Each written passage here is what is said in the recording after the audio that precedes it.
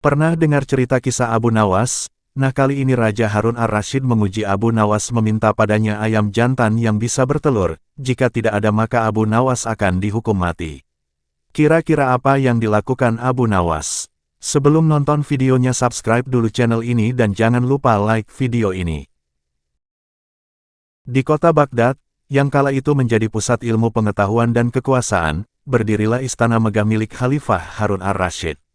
Kota itu ramai oleh pedagang, ulama, penyair, dan rakyat dari berbagai penjuru dunia Islam. Di balik kemegahannya, tersimpan pula kegelisahan seorang khalifah yang cerdas namun kerap diuji oleh kenyataan bahwa kekuasaan tak selalu sejalan dengan keadilan. Di tengah kota itu, hiduplah seorang lelaki bernama Abu Nawas, penyair miskin, cerdas, berlidah tajam, dan terkenal dengan kecerdikan yang sering membuat para pejabat istana terdiam malu. Ia dicintai rakyat kecil karena keberaniannya membela kebenaran, meski caranya sering dianggap aneh dan tak masuk akal. Abu Nawas hidup sederhana di sebuah rumah kecil di pinggir kota.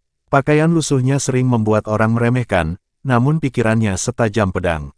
Ia tahu betul, di Baghdad, kecerdikan adalah senjata yang lebih ampuh daripada kekuatan. Suatu pagi, Khalifah Harun ar-Rasyid mendengar laporan bahwa rakyat mulai lebih mengagungkan Abu Nawas daripada dirinya. Beberapa pejabat istana, yang merasa sering dipermalukan oleh Abu Nawas, menambah api dengan bisikan penuh iri. "Wahai Amirul Mukminin," kata seorang menteri, "Abu Nawas terlalu berani. Jika tidak diberi pelajaran, rakyat akan menganggap kecerdasannya lebih tinggi dari kebijaksanaan Khalifah." Khalifah terdiam. Ia tidak membenci Abu Nawas, namun sebagai penguasa, wibawanya tak boleh dipertanyakan. Maka ia pun memerintahkan, "Panggil Abu Nawas ke istana. Aku akan memberinya tugas. Jika gagal, hukumannya berat." Kabar itu menyebar cepat. Rakyat cemas. Mereka tahu, tugas dari Khalifah jarang masuk akal. Di hadapan singgasana emas, Abu Nawas berdiri dengan kepala tegak. Khalifah memandangnya tajam lalu berkata, "Abu Nawas, aku memberimu waktu 3 hari. Aku ingin kau membawa ke istana telur yang dihasilkan oleh ayam jantan."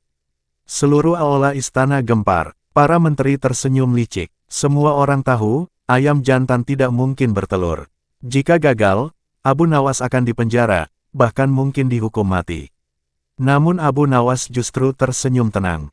"Baik, wahai Khalifah, hamba terima perintah ini." Ia pun pulang tanpa bantahan.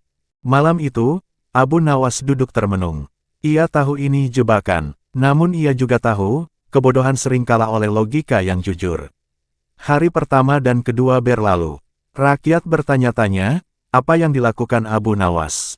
Tak ada yang melihatnya mencari ayam jantan, tak pula berburu keajaiban. Pada hari ketiga, ia datang ke istana dengan tangan kosong. Para menteri tertawa. "Kali ini tamatlah riwayatmu, Abu Nawas." Aula istana Baghdad pagi itu terasa lebih sunyi dari biasanya. Pilar-pilar marmer menjulang tinggi, namun suasana di dalamnya menekan dada setiap orang yang hadir. Para menteri duduk rapi di sisi kanan dan kiri, wajah mereka menyimpan keyakinan, hari ini Abu Nawas akan tumbang. Pintu besar istana terbuka. Abu Nawas melangkah masuk, tanpa membawa apapun di tangannya. Bisik-bisik langsung memenuhi ruangan. Dia benar-benar gila, tak membawa telur. Inilah akhir hidupnya. Khalifah Harun ar-Rasyid menatapnya lama. Tatapan itu bukan marah, melainkan campuran antara penasaran dan kewaspadaan. Ia tahu, lelaki di hadapannya tak pernah datang tanpa alasan. "Abu Nawas," suara Khalifah menggema, "hari ini adalah hari ketiga. Katakan padaku, di mana telur dari ayam jantan yang kuperintahkan itu?" Keheningan jatuh seperti selimut dingin. Bahkan suara napas terdengar jelas. Abu Nawas tidak langsung menjawab. Ia menunduk hormat, lalu perlahan mengangkat wajahnya.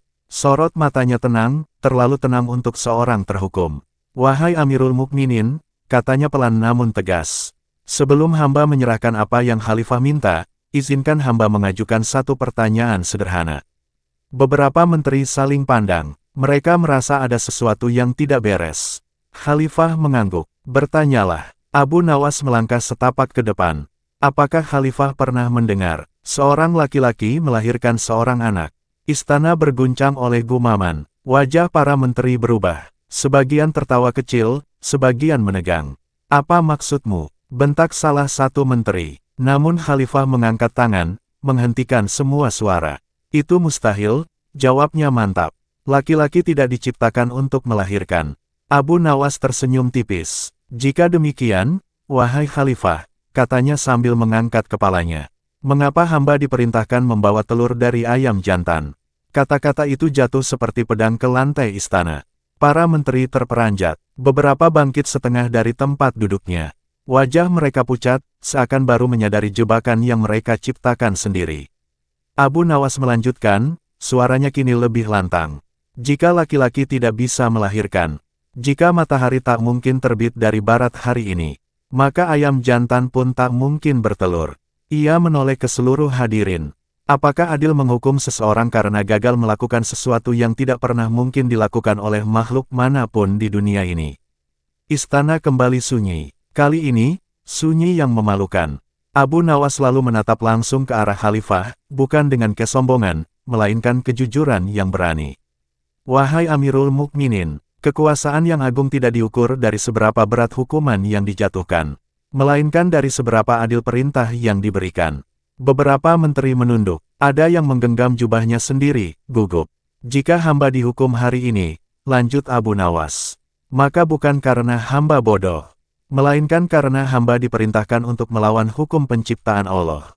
Wajah Khalifah berubah, matanya menyipit, lalu melebar. Detik demi detik berlalu. Khalifah Harun ar-Rasyid bangkit dari singgasananya.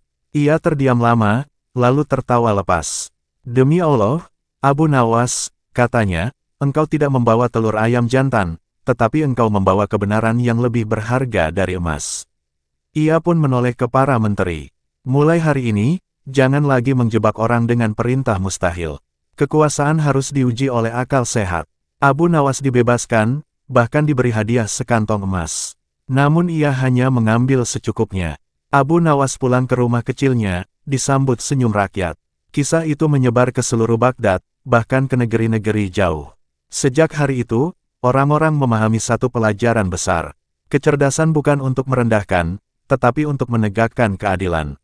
Kekuasaan tanpa akal sehat akan melahirkan kezaliman. Perintah yang mustahil adalah tanda ketidakadilan yang disembunyikan.